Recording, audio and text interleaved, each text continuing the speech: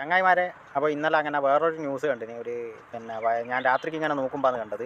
ഈ കല്യാണം കഴിക്കുന്നതിന് മുന്നേ വൈദ്യ പരിശോധന വേണമെന്ന് പറഞ്ഞിട്ട് ഒരു നിയമമൊക്കെ വരുന്നതെന്നൊക്കെ പറഞ്ഞു. ഇവിടെ നടപ്പിലായോന്നൊന്നും അറിയില്ല, പക്ഷേ വളരെ നല്ലൊരു കാര്യമാണ്. കാരണം ഒരുപാട് കേസ് ഇതിന് മുന്നേ എന്താ പറയണ്ട, നമ്മുടെയൊക്കെ ചെറുപ്പത്തിൽ കാണുന്നില്ലേ, ഒരു രണ്ട് കുട്ടികൾക്കൊക്കെ എയ്ഡ്സ് രോഗം ബാധിച്ചിട്ട് സ്കൂളിൽ കയറ്റാത്തതും പിന്നെ അവരെ അവഗണിക്കുന്നതായിട്ടുള്ള അവസ്ഥ. അതായത് അച്ഛനും അമ്മക്കും എയ്ഡ്സ് രോഗം ബാധിച്ചിട്ട് എന്ന് വെച്ചാൽ പിന്നെ ഓൾറെഡി അച്ഛനുണ്ടെങ്കിൽ അത് അമ്മ വഴി മക്കളിലേക്ക് എത്തുന്നു, മക്കൾ മുലപ്പാൽ കുടിച്ചിട്ട് മക്കളിലേക്ക് വരുന്നതായിട്ടുള്ള അവസ്ഥകൾ.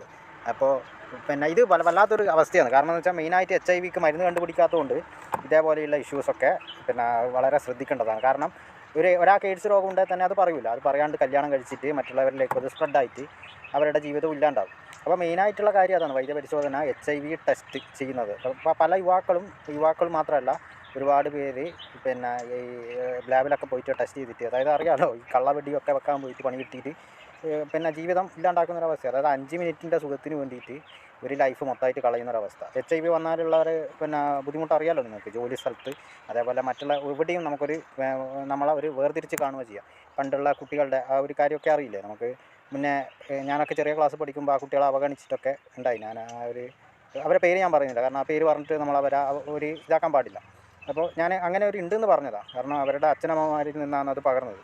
അപ്പോൾ അവരും അനുഭവിക്കുന്ന ഒരവസ്ഥ, അത്രയും മാനസികമായിട്ടുള്ള ശാരീരികമായിട്ടുള്ള ബുദ്ധിമുട്ട് ഒരുപാട് ഉണ്ടാകുന്നതാണ് HIV ഡിസീസ്.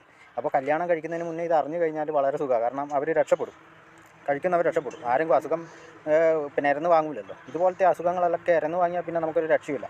നമ്മളെ ആ ഒരു ആരോഗ്യസ്ഥിതി ഇമ്മ്യൂണിറ്റി ഒക്കെ ഇല്ലാണ്ടാവുക ചെയ്യുക HIV കൊണ്ട്.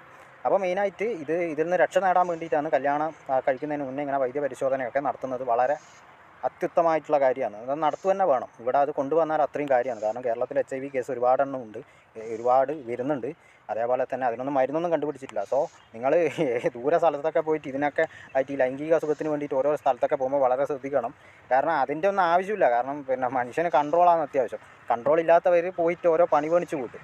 അപ്പോൾ ആ പണി പണിച്ച് കൂട്ടുമ്പോൾ വളരെ ശ്രദ്ധിക്കണം. കാരണം വെച്ചാൽ പിന്നെ നമുക്കൊരു കല്യാണം കഴിച്ചാൽ അവരിലേക്കും ഈ HIV ബാധ പകരും. കാരണം ലൈംഗിക ബന്ധത്തിലൂടെയും പകരും. അതേപോലെ ഈ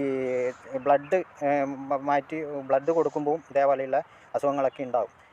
അപ്പോൾ വളരെ ശ്രദ്ധിക്കണം. ഈ ഒരു നിയമം വരുന്നത് വളരെ നല്ലതാണ്. കാരണം എന്തിനാണ് വെറുതെ രോഗങ്ങളെ എരുന്ന് പണിച്ച് കൂട്ടുന്നത്? കാരണം ലൈഫ് വെച്ചിട്ട് കളിക്കുന്നത് എന്ന് പറഞ്ഞാൽ ഭയങ്കരമായിട്ടുള്ള ഒരു പ്രശ്നമാണ് അതുകൊണ്ടായിരിക്കാം കല്യാണത്തിന് മുന്നേ വൈദ്യപരിശോധന ചെയ്യുന്നത്.